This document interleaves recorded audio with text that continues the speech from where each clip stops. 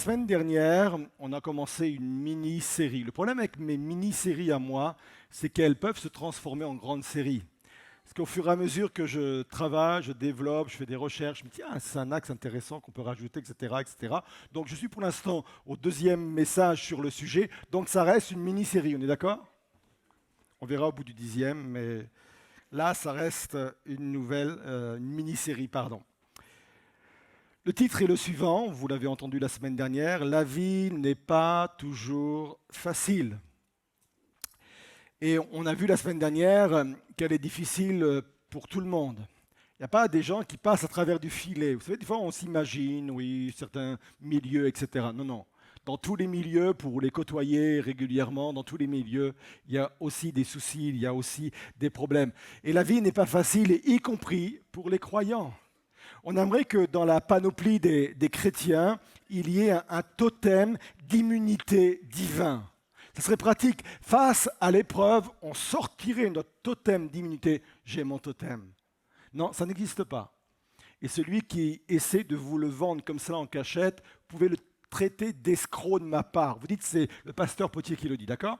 Parce que ça n'existe pas. On aimerait parfois dire on va passer nous à travers parce qu'on est chrétien. Ce n'est absolument pas le cas. Job va le dire dans son livre au chapitre 7, verset 1er. Il le dit d'une façon assez brutale. La vie est rude pour les hommes, l'humanité sur la terre. Il va même plus loin. Il dit ils ont la condition d'un forcené, d'un travailleur de force. Alors, quand on voit cela, on pourrait se dire, mais comment Dieu peut permettre qu'il y ait de telles situations? Lui qui est parfait, lui qui devait en principe créer un monde parfait, comment on se retrouve dans un monde comme celui-ci? Je voudrais vous dire qu'à la base, Dieu a créé un monde parfait. Vous lisez les premiers versets, le Jardin d'Éden était un lieu remarquable, était un lieu extraordinaire. Mais Dieu a créé aussi un homme parfait avec aussi une possibilité extraordinaire, celle de pouvoir choisir le fameux libre arbitre. Dieu aurait pu nous programmer comme un robot. Dieu aurait pu mettre en nous un logiciel qui fait qu'on soit là uniquement pour obéir et accomplir ce qu'il veut, mais Dieu en a voulu autrement. Il a fait de nous des êtres libres, complètement libres, et l'homme, dans ses choix, a fait le choix de s'émanciper de Dieu. Et les conséquences de ce que nous vivons, des situations compliquées et difficiles par lesquelles nous passons aujourd'hui, ce n'est uniquement les conséquences du choix et des choix des hommes. Alors arrêtez de vous en prendre à Dieu, il n'y est pour rien. Il nous a créés libres, il nous a créés parfaits. Nous avons fait des choix différents. Le véritable problème ne sont pas nos problèmes, mais c'est la façon dont nous choisissons de les gérer.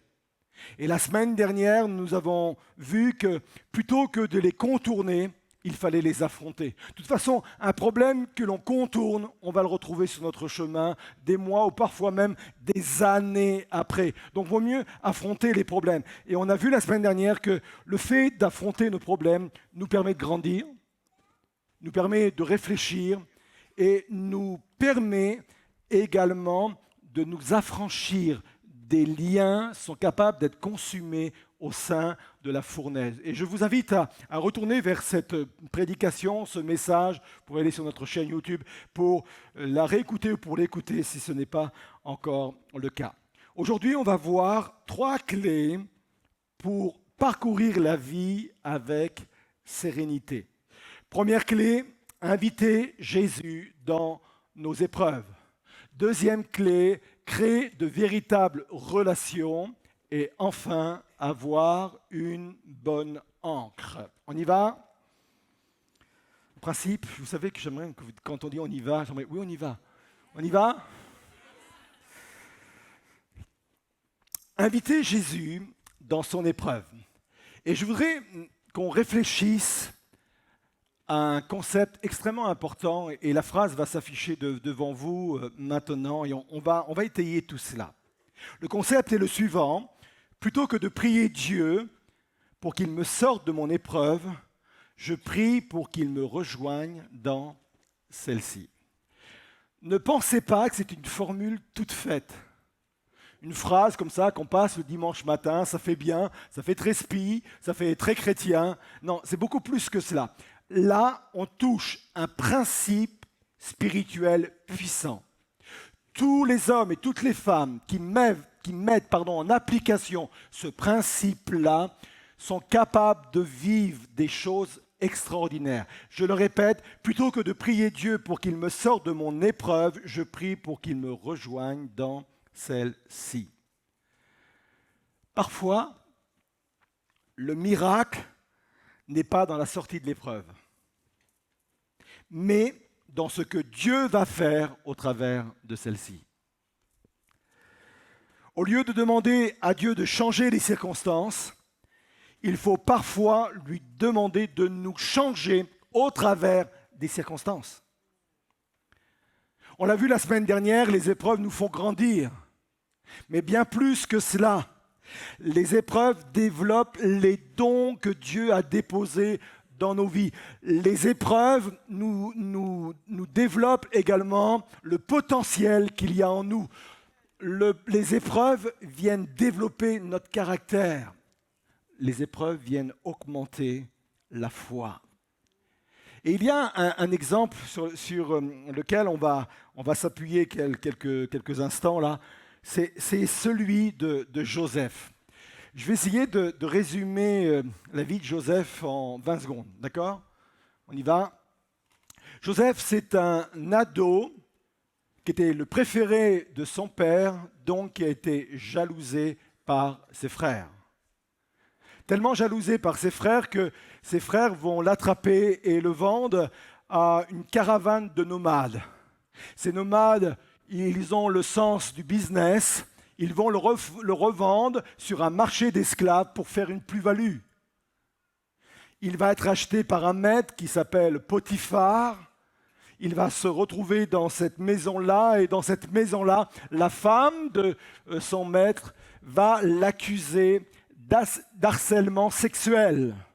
Oui, ça existait déjà à cette époque-là. Mais faussement. Parce que Joseph était un homme intègre, droit. Face à ces accusations, il va être jeté en prison. Et après ces années de prison, il va devenir le numéro 2 d'un des pays les plus puissants de l'époque, à savoir l'Égypte. Je viens de résumer 13 années de la vie de Joseph en quelques secondes, en quelques mots. Et pendant ces 13 années, il y a une phrase qui revient régulièrement, à 3 reprises. Dieu était avec lui. Pour ceux qui connaissent le récit, pour ceux qui connaissent le livre de la Genèse, à chaque fois, régulièrement, ça vient ponctuer la vie, les 13 années de la vie de Joseph. Dieu était avec lui. Avec cette précision, on va reprendre le fil de la vie de Joseph. Je pense que Dieu aurait pu préparer une évasion pour que Joseph puisse échapper au moment où il se retrouvait dans la caravane des nomades qui allaient le conduire vers le marché d'esclaves. Je pense que Dieu, dans toute sa puissance, dans toute sa force, aurait pu, sans aucun problème, créer des événements, créer des circonstances pour faire évader Joseph pour qu'il n'arrive pas au marché d'esclaves. Au lieu de cela, il est dit, Dieu était avec Joseph. Joseph va se retrouver dans la maison de Potiphar et on sait qu'il y est resté plusieurs années.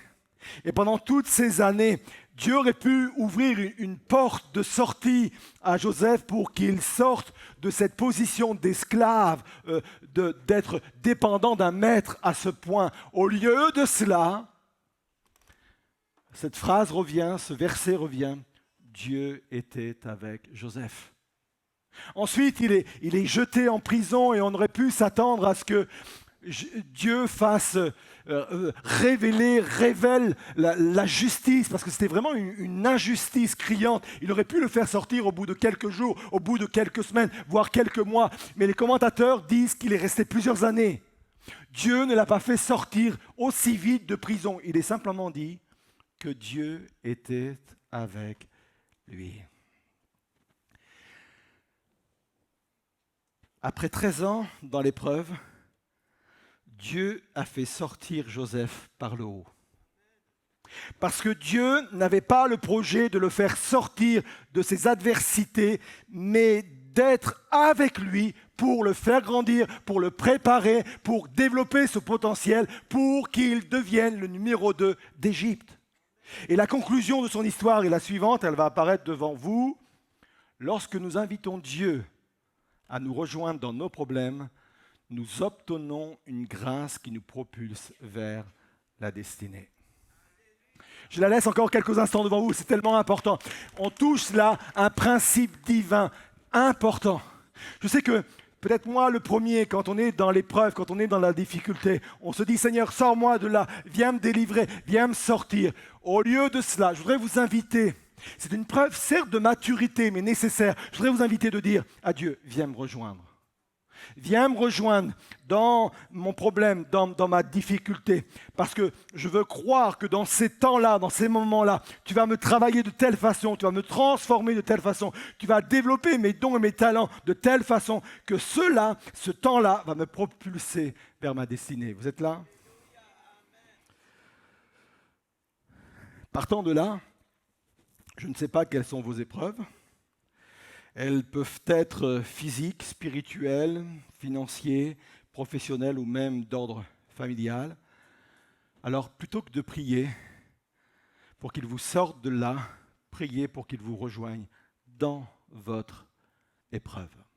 Je sais que c'est pas simple, je sais que c'est simple de le dire, mais ce n'est pas forcément simple de prier pour cela. Je sais que ça va peut-être à l'encontre de tout ce qu'on a pu entendre dans le passé, dans les églises. Oui, Dieu exauce les prières. Je crois que Dieu exauce les prières. Mais parfois, il est nécessaire de me laisser là. Quand on voit l'adversité de cette façon-là, l'épreuve change de nature. Quelqu'un qui prie pour que Dieu le sorte de son épreuve, il va être découragé jusqu'au temps où Dieu va le sortir. On a tous vécu cela, on a prié pour que Dieu nous sorte et rien ne se passait. Et tant que rien ne se passe, on est complètement déboussolé, on est complètement découragé en se disant mais qu'est-ce que fait Dieu ? Ou alors on se remet en question, on est sous la culpabilité, on se dit mais je suis peut-être pas à la hauteur, ou je prie pas de la bonne façon, peut-être qu'il y a des péchés en moi cachés, peut-être que Dieu ne m'aime pas, que sais-je. Quand on demande à Dieu de venir intervenir et qu'il n'intervient pas, c'est toujours sujet au découragement. Et je voudrais vraiment vous inviter à vivre l'épreuve différemment, à vivre votre situation différemment. Changez votre regard. Et quand on change de regard, l'épreuve commence à avoir du sens.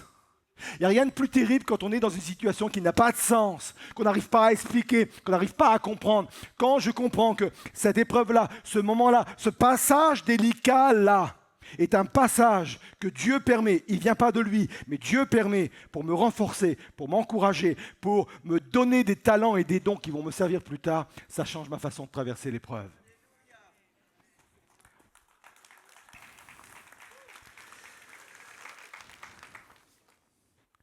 Trois clés pour parcourir la vie avec sérénité. 1.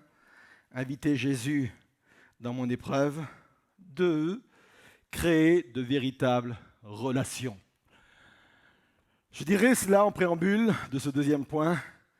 Les épreuves ne sont pas destinées à être traversées seules. Je répète, les épreuves ne sont pas destinées à être traversées seules. Je crois à la puissance de la communauté. Je crois à la puissance des relations. À un moment donné, au début de la création, Dieu se promène avec Adam et il va dire à Adam cette phrase que l'on connaît tous, « Il n'est pas bon que l'homme soit seul ». Et nous, en tant que prédicateurs, on a gardé ce verset uniquement pour les couples. Oui, ça, c'est bon. Il faut vraiment vous marier parce que Dieu a dit qu'il n'est pas bon que l'être humain soit seul. Et on l'a simplement casé, classé dans ce domaine-là. Mais j'aimerais vous dire que ça dépasse la notion de couple. C'est pour l'humanité entière, pour tout homme, toute femme, il n'est pas bon de rester seul. Et réfléchissez un peu. Quand Dieu dit ça à Adam, Adam est dans la plus belle et la plus merveilleuse et la plus prodigieuse des relations. Non, il n'est pas en présence d'une femme. Rassurez-vous, mesdames, vous allez venir après, vous. Vous avez été créés après. Même si c'est très agréable, il faut que je me rattrape là. C'est très agréable d'être en votre compagnie.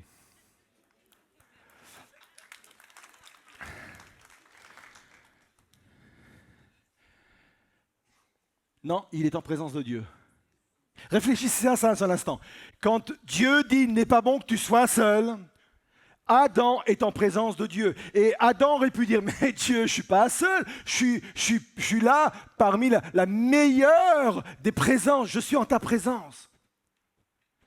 Alors je sais que je vais peut-être en choquer quelques-uns. À écouter comme ça ressemble à une hérésie, à une fausse doctrine. En fin de compte, Dieu est en train de lui dire, ma présence seule ne te suffit pas. Waouh! Gardez vos cailloux, gardez vos tomates. C'est pourtant ce que Dieu est en train de dire.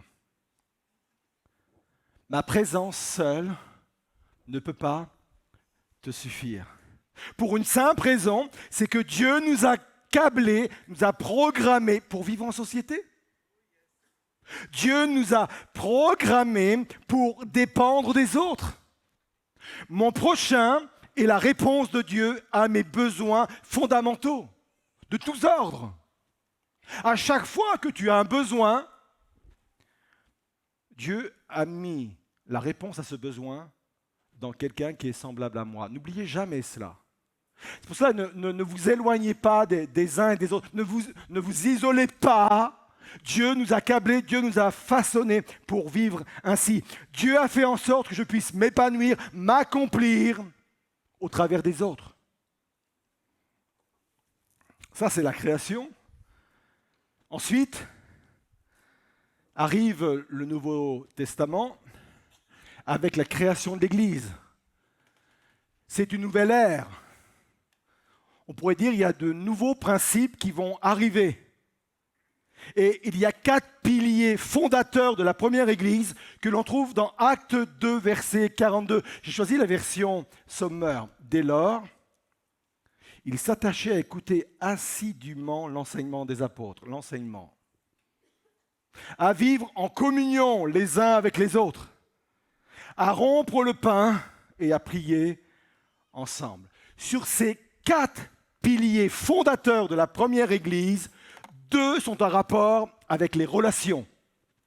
Bon, là, être en communion les uns avec les autres, ça se comprend à la première lecture et au premier regard.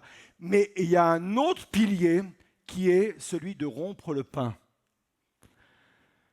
Alors rompre le pain, c'est bien plus que ce qu'on a fait ce matin, prendre la Sainte Seine. Dans la première église, rompre le pain, c'était une vraie agape.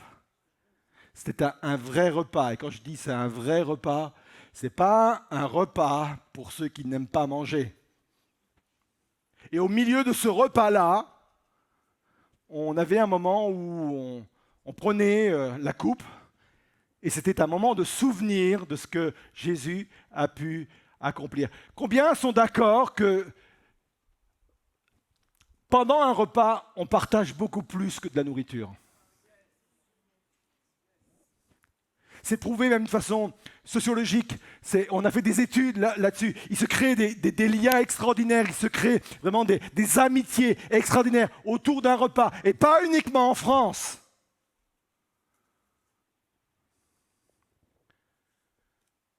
En fin de compte, Jésus dit que vivre des relations les uns les autres et manger ensemble, c'est aussi important que de prier et d'écouter les enseignements de la parole de Dieu.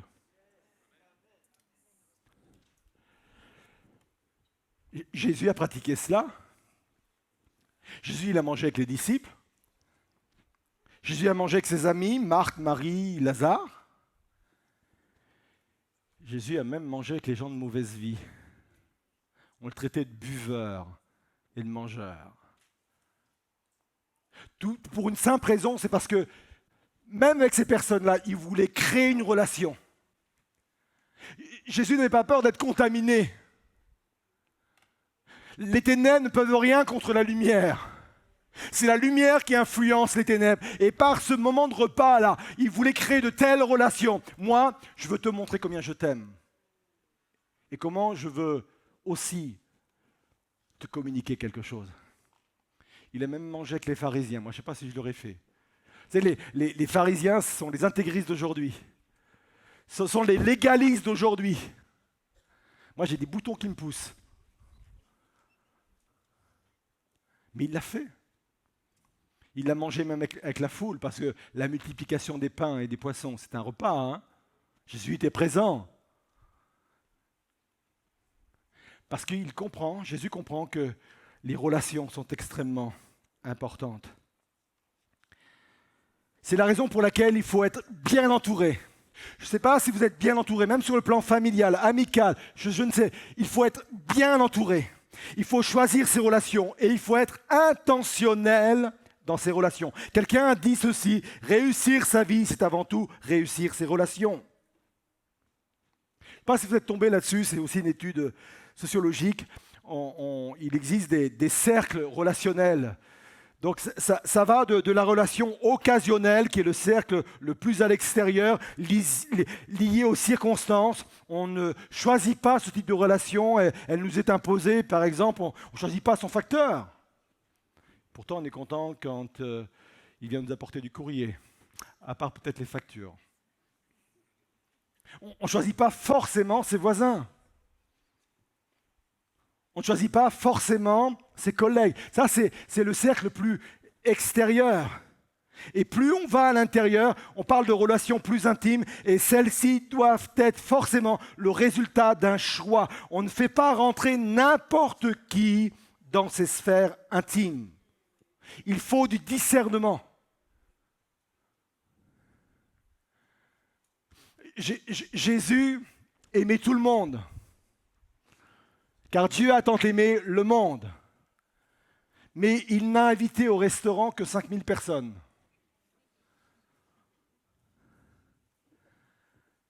Il a formé 70 qu'il a envoyés, encore un cercle beaucoup plus restreint. Il avait 12 personnes autour de lui. Et parmi ces 12, 3 étaient encore beaucoup plus proches que les autres. Il s'agit de Pierre, Jacques et Jean. Et il va dire quelque chose d'important. Il va dire, pendant un moment de Pâques, il va dire aux 11 qui sont là, parce que Judas est déjà parti, il va dire, je ne vous appelle plus serviteur, mais je vous appelle ami. En fin de compte, je vous fais rentrer dans un cercle beaucoup plus proche, dans une intimité beaucoup plus proche. Je ne vous considère plus comme mes serviteurs, mais comme amis. Même Jésus avait besoin d'amis autour de lui. Que Dieu nous donne du discernement pour dire peut-être à un collègue de travail, je ne t'appelle plus collègue de travail, mais je t'appelle ami. Que Dieu nous donne du discernement pour dire peut-être à quelqu'un qui est dans ton voisinage, je ne t'appelle plus voisin ou que sais-je, je t'appelle ami. Que Dieu nous donne du discernement. Parce que la vie que Dieu veut que nous menions, c'est une vie relationnelle, sociale. Et Dieu veut que dans des moments compliqués, des moments difficiles, nous ayons autour de nous des gens stables, des gens forts. C'est intentionnel. Faites vous-même vos propres choix. Peut-être qu'il faut faire sortir des gens qui sont potentiellement négatifs, pour ne pas dire toxiques, qui vous tirent vers le bas, qui ne seront jamais là pour vous encourager. Ils trouveront toujours des défauts. Ils trouveront que vous fassiez toujours mal. Ne restez pas en compagnie. Vous n'êtes pas obligé de subir cela. Vous n'êtes pas obligé de rester en compagnie de ces personnes-là. Les 3 clés qui nous permettront de traverser la vie avec sérénité. Oui, la première clé est vraiment importante. Inviter Jésus dans sa vie. Mais la deuxième clé, c'est choisir les bonnes relations. Je sais qu'il y en a qui ont le syndrome du sauveur. C'est malgré eux. Mais pour être sauveur, il faut être soi-même sauvé et en pleine forme. Ça parle à quelqu'un. Bon, pour ceux qui savent compter, il me reste un dernier point donc. 3 clés pour parcourir la vie avec sérénité, inviter Jésus dans nos épreuves. Deuxièmement, créer de véritables relations. Troisièmement, avoir une bonne ancre. Vous connaissez sans doute, je parle aux croyants qui sont habitués à la Bible, Hébreux 6, verset 19, ce verset qui dit « Cette espérance est pour nous comme l'encre de notre vie. Elle est sûre et solide. » En pleine tempête, quand un bateau est au mouillage, un bateau est dans une crique, se met à l'abri de la crique pour éviter cette tempête, c'est l'ancre, la solidité de l'ancre, sous du sol dans lequel l'ancre va s'arrimer qui est important. Parce que si on trouve cela, la tempête peut passer, nous ne serons pas déstabilisés, ballottés au gré des événements et des circonstances. Nous avons tous besoin d'une ancre. Quelle est cette ancre? Bien sûr, première question qui nous vient à l'esprit, Jésus. Et c'est vrai, Jésus. Jésus et sa parole, ses promesses. Il y a des tas de paroles dans lesquelles je peux m'affermir, je peux m'arrimer. Mais aussi autre chose. Avoir cette certitude que Dieu est de mon côté. Allez, je vais dire quand même, c'est bientôt Noël. On va attendre un peu, mais ça arrive. Noël, c'est quoi? C'est Emmanuel. Emmanuel, Dieu est avec nous. Dieu est de notre côté. Et vous ne pouvez pas imaginer à quel point vous serez testé sur ces sujets-là. La certitude, c'est mon encre. La certitude que Dieu est de mon côté, que Dieu est fiable, que Dieu est cohérent. Et pour certains, ce sera même le combat de leur vie, constamment. Constamment, ils seront attaqués, déstabilisés par rapport à cela. Il y a un exemple dans la parole de Dieu dans l'Ancien Testament qui me plaît pour étayer cela, c'est celui de Jérémie. Jérémie, c'est un prophète, un homme de Dieu qui a écrit 2 livres dans l'Ancien Testament. L'un porte son nom, donc le prophète Jérémie, et l'autre s'appelle les Lamentations. Et ce dernier livre est un livre de pleurs, de souffrances, de douleurs. C'est un livre vraiment émouvant, car Jérémie est en train de vivre un bouleversement intérieur, un bouleversement émotionnel de grande ampleur. En fin de compte, c'est l'histoire d'un homme qui aime Dieu, qui a voué, qui a consacré sa vie à Dieu, mais qui est complètement déconcerté, déstabilisé par ce qu'il voit et par ce à quoi il est confronté. Quand vous lisez le texte des Lamentations, vous le sentez angoissé parfois, blessé parfois, frustré par la situation. Et quand vous lisez également ce livre des Lamentations, vous apercevez qu'en fin de compte, sa vie est ponctuée par des moments où il est complètement déstabilisé et par des moments où il se ressaisit.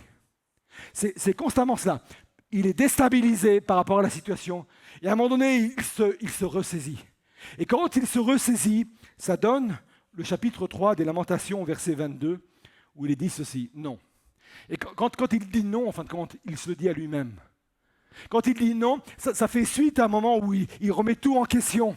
Il remet en question la fidélité, la fiabilité de Dieu, la cohérence de Dieu. Il remet tout cela en question. Et il se ressaisit. Il fait non, non, non, non, non, non. Non, non, non, non, non, c'est pas possible. Non, non, non. Non, c'est pas ce que je suis en train de penser. Il y a une dualité en moi, il y a un combat en moi, mais ce combat-là, je veux le remporter. Non, je dis non, et je dis encore non. Non, les bontés de l'Éternel ne sont pas à leur terme. Et ses tendresses ne sont pas épuisées. Il va l'affirmer chaque matin. Elles se renouvellent. Et ça donne l'impression que chaque matin, il doit faire le même combat. Chaque matin, il doit se dire « Non, non, non, non, je ne suis pas tout seul. Dieu est à mon côté. » Chaque matin, il doit dire « Non, non, non, les bontés de l'Éternel ne sont pas épuisées. » Oui, ta fidélité est grande. J'ai dit « L'Éternel est mon bien. C'est pourquoi je compte sur lui. » Amen, amen, amen, amen. Comprenez ce livre-là et comprenez ce verset-là comme un espèce de combat intérieur constant chez Jérémie. Et certaines épreuves de la vie nous conduiront vers cette dualité, vers ce combat intérieur, vers cette confusion. Et c'est vraiment important d'avoir l'assurance et de retravailler et même de proclamer, d'aller chercher des promesses dans lesquelles mon angle va pouvoir s'arrimer, d'aller chercher des vérités pour dire non, non, non, non, la Bible dit le contraire. Vous aurez constamment cette dualité, constamment ce combat pour certains. Mais on n'est pas dépourvus. On n'est pas sans lieu où on peut s'arrimer puissamment. Il y a la personne de Christ, mais il y a aussi ses promesses. Je vais conclure. L'épreuve de Job, on aurait pu prendre son exemple, est impressionnante. Et au bout du compte, j'aime la façon dont il conclut un peu cette situation. Il dit « En tout cela, Job ne pécha point et n'attribua rien d'injuste à Dieu. » Quand on lit cela, en fin de compte, Job est en train de se déclarer incompétent pour juger du bien fondé de ce qui lui arrive. Moi, je ne peux pas dire si c'est juste ou pas juste. Mais je pars du principe que si ça vient de toi, c'est forcément juste. Moi, je suis incompétent pour dire si tu fais bien ou pas bien. Je suis complètement incompétent. Moi, je pose ma réflexion, je pose mes argumentaires, je pose tout cela. Moi, je suis incompétent. Je sais une chose, c'est que tu es de mon côté. Je sais une chose, c'est que tu m'aimes. Je sais une chose, c'est que tu veux me conduire beaucoup plus loin. Dieu est dans mon équipe, vous savez. Dieu ne joue pas contre son équipe. Dieu est dans mon équipe. Il ne pense qu'à une chose, c'est que je puisse rentrer pleinement dans ses plans, dans ma destinée, dans tout ce qu'il a pourvu pour moi. Alors, s'il y a des moments compliqués, je me dis, Seigneur, c'est parce que tu veux jouer. Tu veux que je joue un rôle au travers de cela. Tu veux me former, tu veux m'emmener plus loin. Je voudrais vous inviter à vous lever à votre place.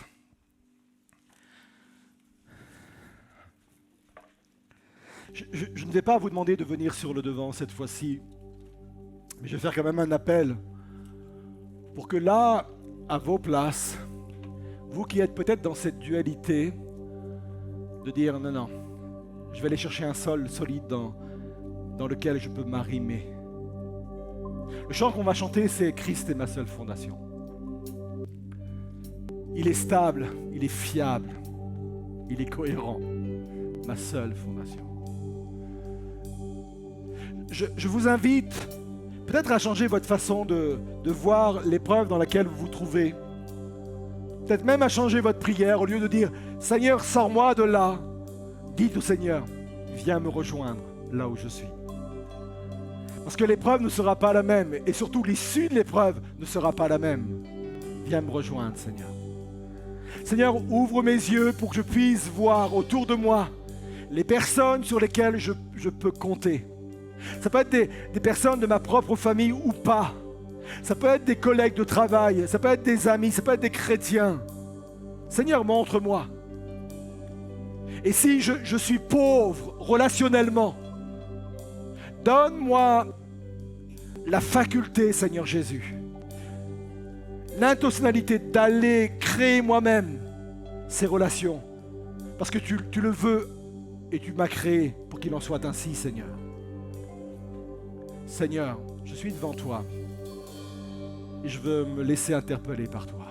On va proclamer cette vérité, Christ est ma fondation, et je vais venir ensuite prier pour vous. Là où vous êtes, je vais avoir une prière commune avec vous pour que Dieu vienne sceller des choses au plus profond de vous. Christ est ma seule fondation, le rocher de ma vie. Quand tout autour de moi est détruit, en lui est mon appui, car j'ai mis ma foi en Jésus. Il ne m'abandonne pas, sa parole est solide et sûre. Il ne me laissera jamais. Oh, Christ est ma seule fondation. Christ est ma seule fondation, le rocher de ma vie, quand tout autour de moi est détruit. En lui est mon âme. J'ai mis ma foi en Jésus. en Jésus. Il ne m'abandonne pas. Sa parole est solide et sûre. Il ne me laissera jamais. Non, jamais. Jamais. Il ne faillira. Il ne faillira jamais. Il ne faillira J'ai sa joie dans le chaos. J'ai sa joie dans le chaos. J'ai sa paix qui me soutient.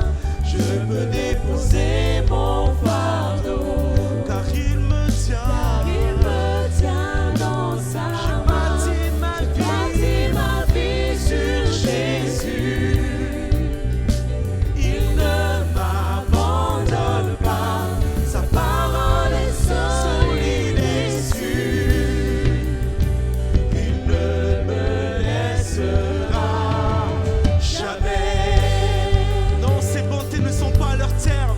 jamais. Chaque matin elles se renouvellent. Il ne Il ne faillira. faillira jamais. Il ne faillira Non, jamais. jamais. Jamais. Je le crois pour ma vie que ses bontés ne sont pas à leur terme. Jamais. Chaque matin, sa parole dit qu'elle se renouvelle. Alléluia. Faillira jamais. Il ne faillira jamais. Le vent, la pluie déferlent sur ma vie. Chante-le. Mais j'ai bâti ma maison sur Jésus. Le vent, la pluie. Mais j'ai bâti,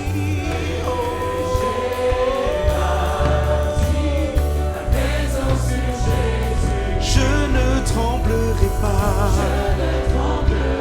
J'ai fondé ma vie sur toi. Je ne tremblerai pas. J'ai bâti ma vie sur toi. Je ne tremblerai pas. Je suis fondé sur toi. Je ne tremblerai pas. J'ai bâti ma vie sur toi.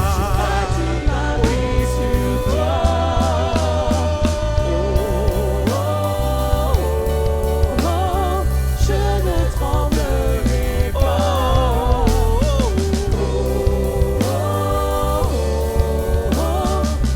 Christ est ma seule fondation. Seigneur Jésus, tu passes ce matin dans ces rangs et toi tu le sais, tu vas même au-delà de ce lieu et tu vas à la rencontre des internautes, Seigneur. Toi tu sais, tu connais les combats des uns et des autres, Seigneur. Peut-être qu'il y a des personnes qui ont des chemins plus compliqués, peut-être parce que leur destinée est beaucoup plus élevée, Seigneur. Je prie vraiment de donner à chacun la révélation dont il a besoin pour traverser convenablement ce temps d'épreuve, ce temps de difficulté, Seigneur, de tous ordres. Seigneur, tu viens ancrer dans les cœurs ce matin, Seigneur, des certitudes.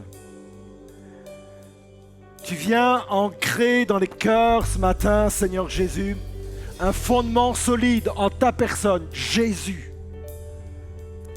Ta parole et toi, Seigneur. Tes promesses et ta personne, Seigneur. Viens soutenir la foi de celui ou de celle qui est en train de vaciller, Seigneur Jésus. Viens changer la nature de l'épreuve. Viens changer la façon de traverser l'épreuve avec des objectifs différents, Seigneur. Avec une compréhension différente, Seigneur. qu'il y ait une onction de consolation sur ce lieu, Seigneur. Qu'il y ait une onction de rétablissement sur ce lieu. Qu'il y ait une onction de révélation sur ce lieu, Seigneur. Pour que tout à coup, Seigneur, la situation s'éclaircisse. Une compréhension nouvelle, une démarche nouvelle, un élan nouveau, une perspective nouvelle, Seigneur. Viens bénir. Et on proclame ensemble que peu importe, la maison ne va pas s'écrouler. On peut trembler, on peut bouger, mais ça restera ferme parce que notre fondation, c'est toi. Alléluia, Seigneur. Christ est ma seule fondation, le rocher de ma vie, quand tout autour de moi est détruit. En lui est mon appui, car j'ai mis ma foi en Jésus. Il ne m'abandonne pas, sa parole est solide et sûre.